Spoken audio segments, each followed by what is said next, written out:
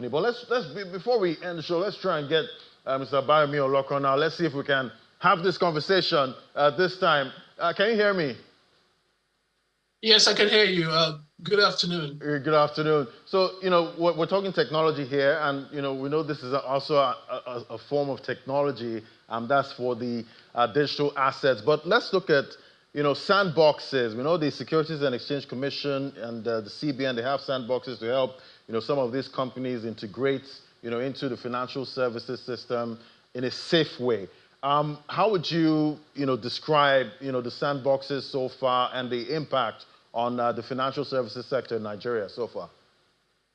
Well, it's a very noble idea. The objective is to ensure that software that is being deployed is deployed in such a way that it does not actually affect the system.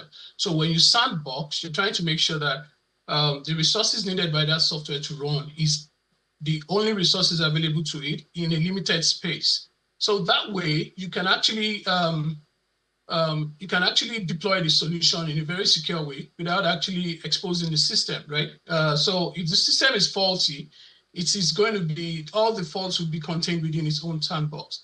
It's a very good way to, to ensure that financial services are very secure and people are actually able to access services in a secure manner without too much exposure. While maintaining, the security triads of confidentiality, integrity, and availability. All right, but does it give unfair advantage to, the companies working within the sandbox and, to those outside the sandbox? Does it give those ones unfair advantage? Well, it doesn't give an unfair advantage. It only makes it more secure. So it is those who are working outside the sandbox that we should be concerned about, because a sandbox is supposed to actually ensure that the users and the system, the regulators are not exposed to the flaws or bugs or viruses that might be contained in this software. So it's important for everyone to understand that sandboxing is I think it's a very noble idea to actually say, let's go sandboxing for people so that, people don't lose their money or get hacked or lose sensitive information because they are accessing this software. So the advantage is really to the users. It's a level of it's a security layer that should actually give everybody the requisite confidence to say, okay, well, at least I'm covered to a certain degree.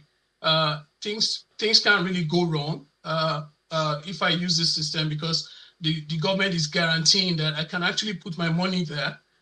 Or conduct services, financial transactions in a secure manner. So for me, it's more a win-win for the users, which should be the concern of any government.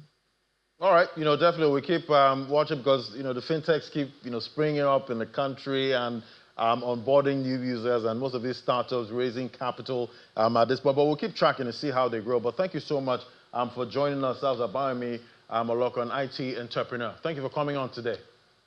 Yeah, it's a pleasure. Thanks for having me.